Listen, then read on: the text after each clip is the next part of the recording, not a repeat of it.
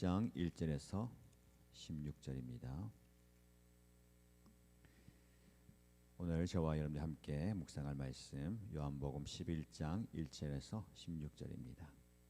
같이 읽겠습니다. 한 병자가 있었는데 그는 마리아와 그의 자매 마르다의 마을 베다니에 사는 나사로였다. 마리아는 주님께 향유를 붓고 자기의 머리털로 주님의 발을 씻은 여자요, 병든 나사로는 그의 오라버니이다. 그 너희들이 사람을 예수께로 보내서 말하였다.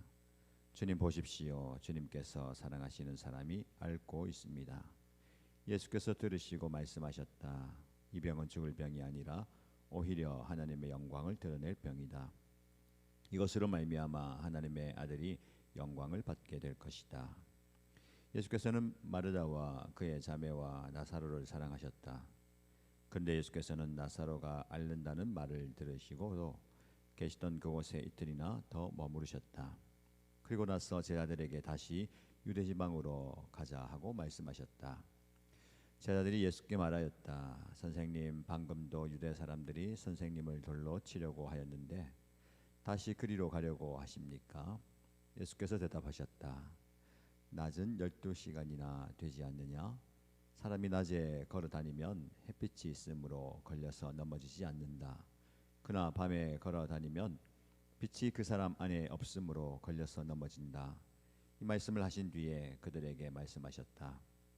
우리 친구 나사로는 잠들었다. 내가 가서 그를 깨우겠다. 제자들이 말하였다. 주님, 그가 잠들었으면 낫게 될 것입니다. 예수께서는 나사로가 죽었다는 뜻으로 말씀하셨는데 제자들은 그가 잠이 들어 쉰다고 말씀하시는 것으로 생각하였다. 이때 예수께서 그들에게 밝혀 말씀하셨다. 나사로는 죽었다. 내가 거기에 있지 않은 것이 너희를 위해서 도리어 잘된 일이므로 기쁘게 생각한다. 일로 말미암아 너희가 믿게 될 것이다. 그에게로 가자. 그러자 디두모라고도 하는 도마가 동료 제자들에게 우리도 그와 함께 죽으러 가자 하고 말하였다. 아멘. 오늘 하나님의 은혜의 날 말씀의 자리에 오신 여러분들 환영하고 축복합니다. 우리 주님께서 여러분의 모든 형편을 다 알고 계시죠? 주님의 은혜가 여러분의 삶 가운데 특별히 말씀을 통해서 임하게 되기를 축복합니다. 여러분, 우리가 기도할 때에 기도가 즉각 응답이 없을 때에 하나님이 나를 사랑하신다 라는 생각이 들지 않습니다. 반면에 기도의 응답이 빨리 오면 하나님이 나를 사랑하시는구나 라고 생각하죠.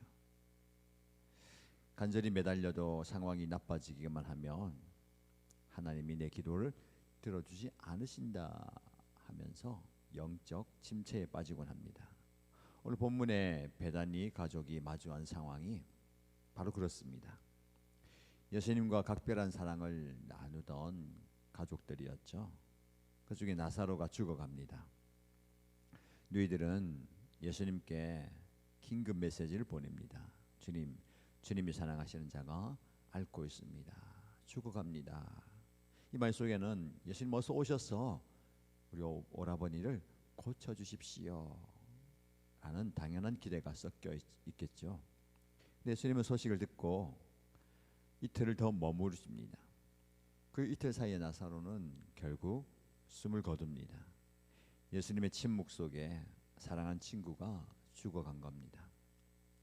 왜 예수님은 이런 위험한 지체를 하셨을까요? 우리의 절박함보다 예수님이 더 중요하게 여기시는 것이 무엇이겠습니까? 오늘 말씀을 통해서 저와 여러분들이 내 생각과 다른 예수님의 지체하시는 사랑 속에 담긴 풍성한 은혜를 경험하기를 축복합니다. 먼저 예수님은 문제 해결보다 믿음의 도약에 더 관심이 있으십니다. 1절에서 6절 말씀인데요.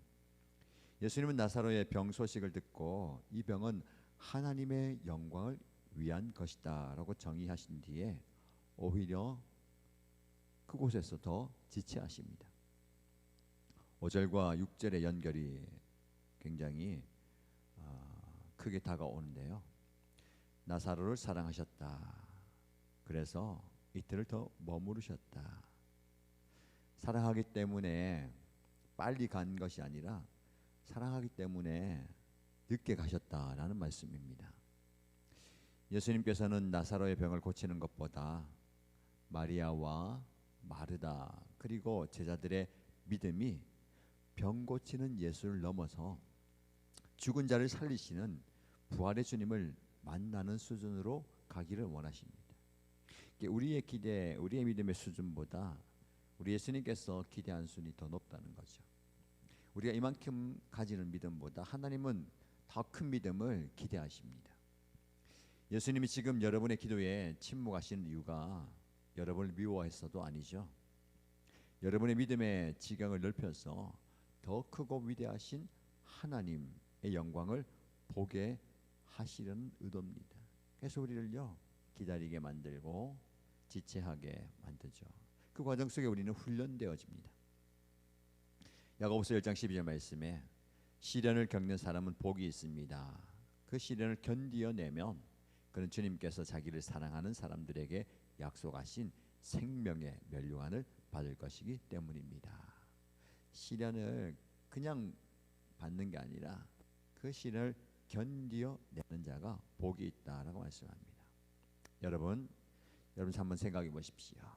나는 당장의 문제 해결만 구하는 초보적인 믿음에 머물러 있지 않습니까?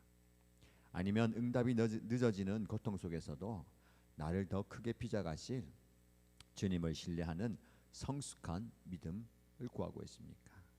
우리 모두가 초보적인 믿음의 단계에서 벗어나서 성숙한 믿음의 단계에 이르게 되기를 축복합니다. 그리고 우리는 영적인 낯을 걷는 자는 두려움 없이 사명의 길을 가게 되는 것을 보게 됩니다. 7절 10절 말씀인데요. 유대로 다시 가자라는 예수님의 말씀에 제자들은 놀라고 만류합니다. 왜냐하면 얼마 전에 유대인들이 예수님을 돌로 치려 했던 곳이잖아요. 그때 주님은 낮에 12시간이라는 말씀합니다. 세상의 빛, 하나님의 뜻 안에 거하는 사람은 어둠에 걸려 넘어지지 않는다라는 말씀을 하시죠. 저와 여러분의 인생에도 밤이 찾아올 때가 있습니다.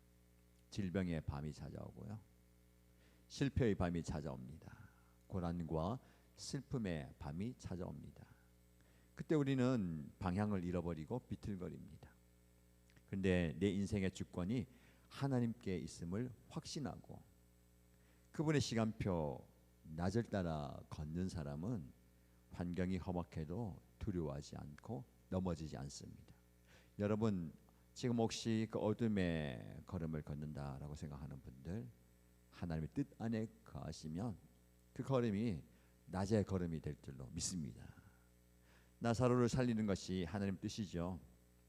그래서 예수님은 당신을 향한 돌팔매질의 위험 속으로 당당히 걸어가십니다. 이게 사명의 길이에요. 하나님의 뜻이라면 죽음의 고난의 자리에 기꺼이 가시는 겁니다. 사명을 가진 사람은 그렇게 할 수 있는 거죠.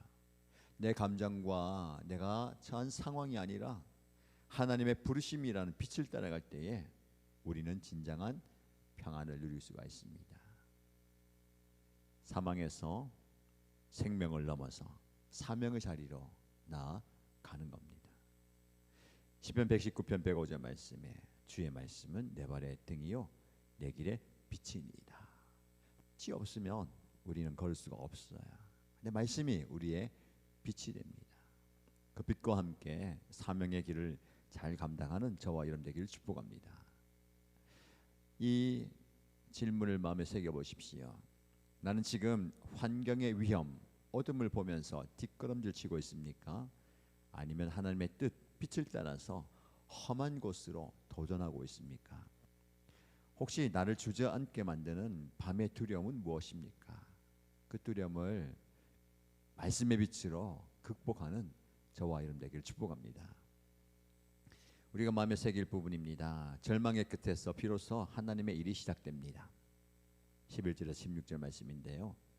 나사로가 죽었을 때에 예수님은 오히려 내가 거기에 있지 않았던 것이 너희를 위해서 잘된 것이다 라고 말씀하십니다. 여러분 나사로가 아플 때에 예수님이 그를 고쳐주셨다면 제자들은 예수님을 아주 용한 의원 정도로 알았을 수도 있겠죠. 근데 이제 나흘이나 지나서 썩은 냄새가 나는 그 현장에서 그들은 생명을 주관하시는 예수님을 보게 될 것입니다. 우리는 흔히 우리 인생 가운데 우리 삶 가운데 이제 끝났다 라면서 비극적인 결말을 예측합니다. 근데 예수님은요, 그 죽음의 자리 끝났다라고 하는 그 자리에서 기쁨의 잔치의 자리로 상황을 바꿔주십니다. 하나님의 계획은 그것입니다.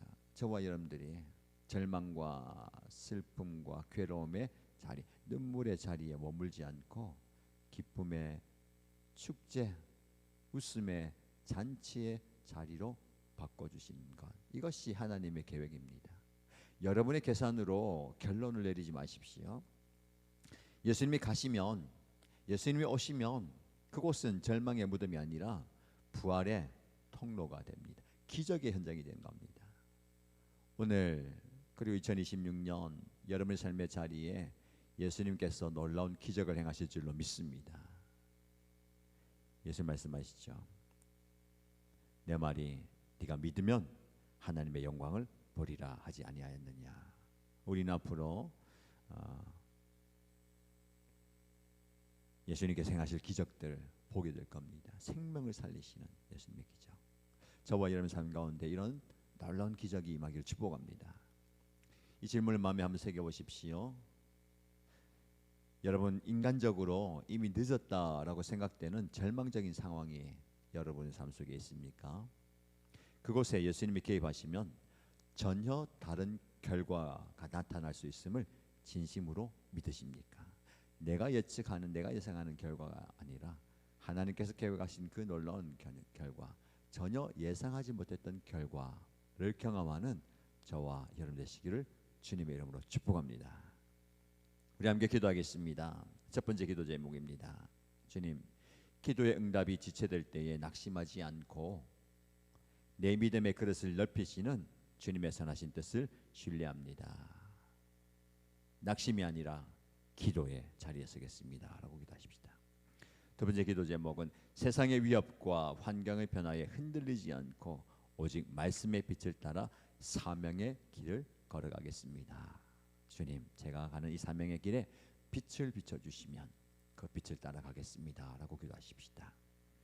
마지막 공동체를 위해서 기도 제목은 우리 교회 공동체가, 우리 목장 공동체가 서로의 절망을 잠으로 여겨주면서 서로를 다시 깨워주는 예수님의 능력을 함께 경험하는 소망 공동체가 되기 원합니다 라고 기도하십시다. 그래서 우리 소망 공동체 안에 들어온 모든 사람들이 영적 잠을 깨우는 은혜가 있기 원합니다 라고 기도하면 좋겠습니다. 아울러서 오늘 금요일입니다. 각 목장 모임마다 큰 은혜가 임하도록 기도하시고요. 내일 다음 새벽 기도회 있습니다. 우리 자녀들과 우리 목장 식구들이 함께 은혜 자리에서 기도할 수 있으면 좋겠습니다. 주일 예배를 위해서 기도해 주시기 바랍니다. 하나님의 영광과 은혜와 임재가 거하는 거룩한 예배가 될 수 있도록 기도해 주시고요. 개인적인 기도의 제목으로 함께 간절히 기도하겠습니다.